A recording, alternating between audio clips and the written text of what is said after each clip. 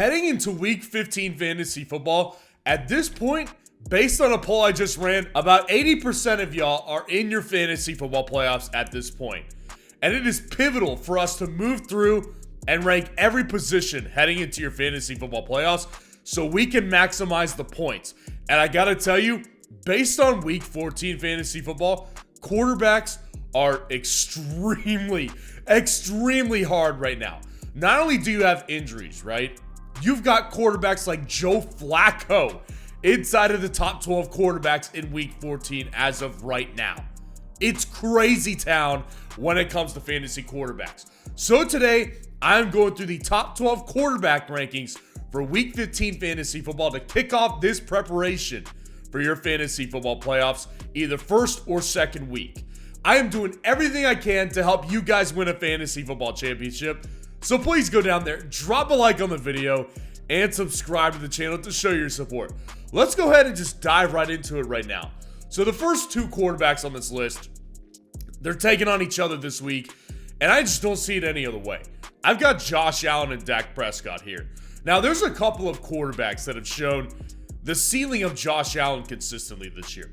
And Josh Allen, if you don't know, is the quarterback one right now in fantasy football. Jaylen Herz has shown that, but he's starting to slow down a little bit. Lamar Jackson showed that last week. I'm not sure if I could trust him on a week-to-week basis. Dak Prescott is basically just as trustworthy.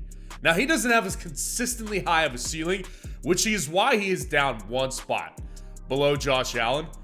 But Dak Prescott is still in a good situation where this offense is just rolling right now.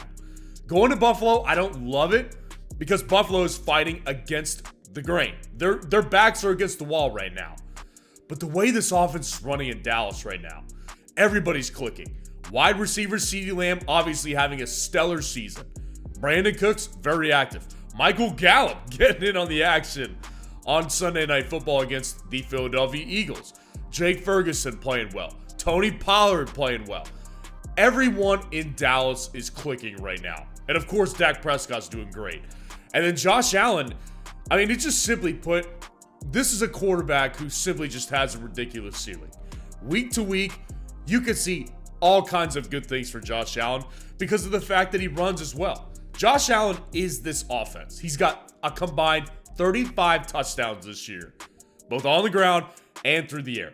Josh Allen cannot be outside of the top one. He just simply cannot be. 24.7 fantasy points per game through 13 games.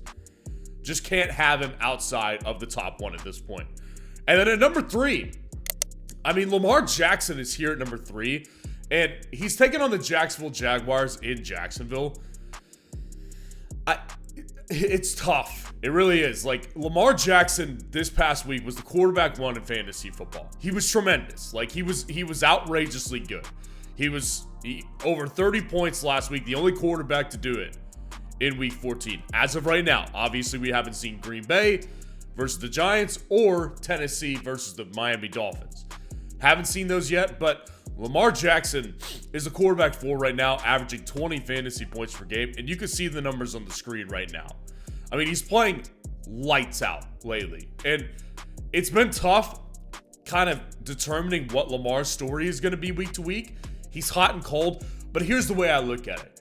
Against the Jacksonville Jaguars, who have given up a lot of points over the past several weeks, I just like Baltimore's chances this time. Baltimore's just taking on a team that is just simply not very good defensively. So I got Lamar Jackson here at number 3.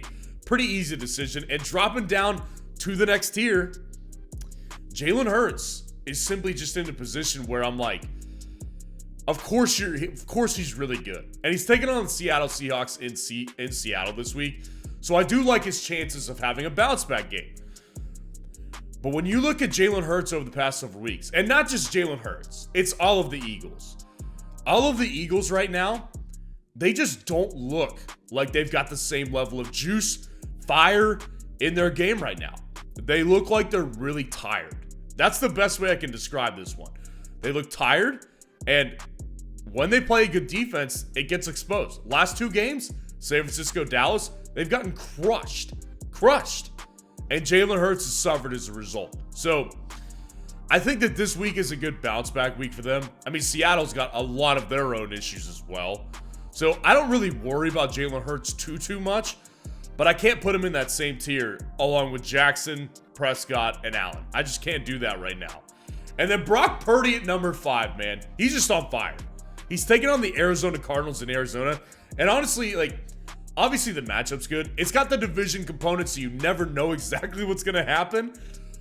But when you look at this, I mean, Brock Purdy has been outrageously good. Brock Purdy is a good player, and it just so happens that he's on one of the best offenses in football. I mean, all of their weapons are clicking right now. Everyone is firing on all cylinders. It's outrageous how good this offense is playing. So just based on weapons alone, I don't see how Brock Purdy's outside the top 5 at this point.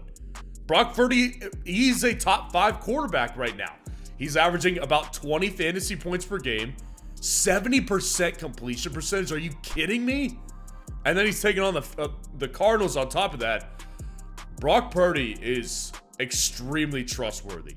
I mean, over ceiling guys like Justin Fields, who we'll discuss in a little bit, I would take Brock Purdy because he's got the ceiling of those guys, but his floor is ridiculously high right now, and he's hitting it every single week at this point.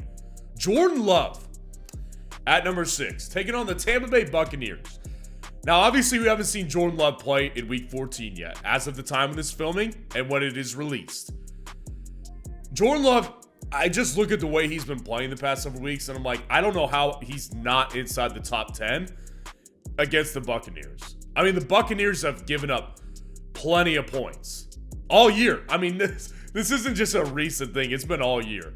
So when you look at the screen, like, Jordan Love's numbers are going to be mixed. Like, his numbers are very, very inconsistent. And it's hard to kind of nail down exactly who he is as a player. I think who he is as a player is just a streaky, high talent guy. Like, his arm is talented. I mean, I wouldn't say he's the best runner or anything like that, but he can run. He's mobile enough to avoid pressure and kind of extend plays and take off on occasion, but he's not exactly an accurate quarterback.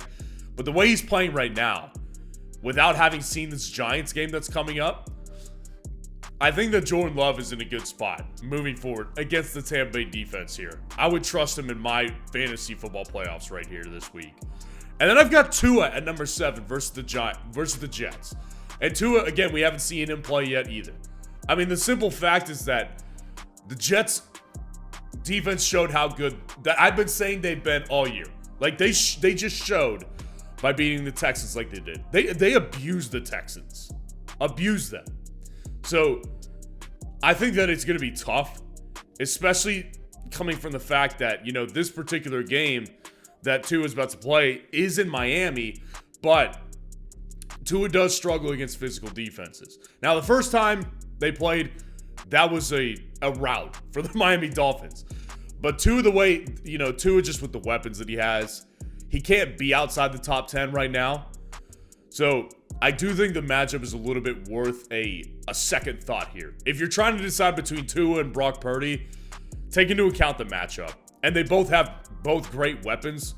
So I would go Brock Purdy, but Tua Tagovailoa is still here at number 7. Justin Fields at number 8 at the Cleveland Browns. I can't tell you how much higher I wanted to put Justin Fields. I mean, he's coming off a great week. 2 touchdowns, 1 on the ground, 1 through the air. Justin Fields has looked pretty good the past 2 weeks. Now, a couple weeks ago before their bye against the Minnesota Vikings, he didn't exactly have a great fantasy outing. He had like 10 points. But this past week, about 24 points, depending on the format you're in. Justin Fields lately has been playing with some fire. I think he knows he's about to be replaced when they draft Caleb Williams this upcoming offseason, but I think he's auditioning for another job. And I think that he's very motivated. I just can't put him a lot higher than this based on the matchup. I mean, Detroit's defense in a divisional game, it's always going to be unpredictable, but Detroit's defense is not half as good as Cleveland's is. Cleveland's defense is for real. So I struggle to put Justin Fields much higher than this, while also saying if you're deciding between Justin Fields and A couple guys that we're going to discuss in a minute, I would take Justin Fields just because of that upside play he presents. Patrick Mahomes at number 9 at the New England Patriots. It's tough sledding right now for Mahomes, man. It really is. I mean, Patrick Mahomes is the quarterback 8 right now in the season. He's averaging 19 fantasy points per game. Of course, he himself is a great player. Nobody's questioning what Patrick Mahomes' talent level is himself, and nobody's questioning the ceiling he has. But let's just address reality. His wide receivers stink. They stink. Rashee Rice, I've been saying this for weeks. I've been on this for weeks. Rashee Rice is a good player, but they're counting on him to be the wide receiver 1, and he's just not ready for that. And I don't know if he ever will be. But they count on him because they've got Kadarius Toney, who cost the team the win in Week 14, Sky Moore, Marquez Valdez-Scantling. I mean, that's your wide receiver core right there.